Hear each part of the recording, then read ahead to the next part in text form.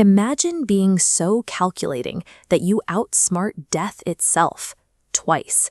And for that crime, receiving a punishment so precisely engineered to break the human mind, we are still analyzing it 3,000 years later.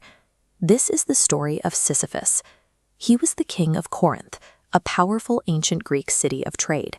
He was brilliant, ambitious, and utterly ruthless. In ancient Greece, hubris meant an excessive, dangerous pride. Sisyphus genuinely believed his sharp mind placed him above the natural order and the gods themselves. He murdered guests to protect his power and betrayed his own family.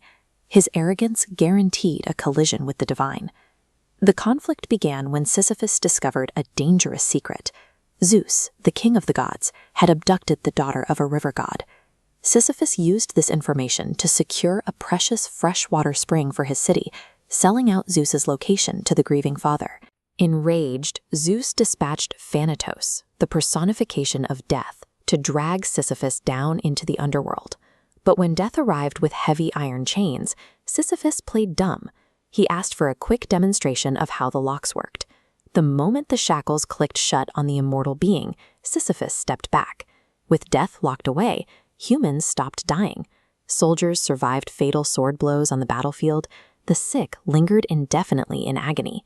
The entire cycle of nature collapsed.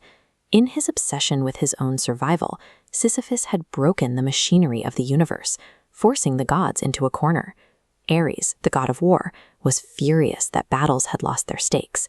He stormed down, tore the chains off death, and handed Sisyphus over to his fate. But Sisyphus was already a step ahead. Before dying, he had strictly forbidden his wife from performing any proper funeral rites, ensuring his body would be left disgraced. Arriving in the underworld, he approached Hades and his queen, Persephone. He put on a masterclass in manipulation, sobbing about his wife's disrespect and begging for a temporary pass to the surface to arrange his own burial. Persephone agreed. Sisyphus climbed back into the sunlight, walked right into his palace, and ignored his promise entirely. He lived out the rest of his years drinking wine on his throne. He had weaponized the sacred laws of the underworld against its own rulers, cementing his absolute belief that no one could touch him. Decades later, old age finally caught up to him. This time, there were no tricks left, and the gods had engineered something custom-built to break his brilliant mind. Sisyphus was condemned to roll a massive stone boulder up a steep mountain path for eternity. This diagram illustrates the cruelty of the trap. Push the rock to the peak, but it slips exactly when victory is inches away. Notice this gap at the summit. The gods engineered this mathematically unsolvable space, forcing his progress back down every time. Physical exhaustion was secondary. The true torture was the weaponization of hope. The gods gave him an objective just so they could rip it away, making his intense effort permanently meaningless. For 3 millennia, this story served as a strict warning against defying authority. Then, in 1942, against the backdrop of occupied Paris, a philosopher found a completely different meaning. French philosopher Albert Camus looked at this ancient myth and published an essay arguing that Sisyphus is actually the hero of the story.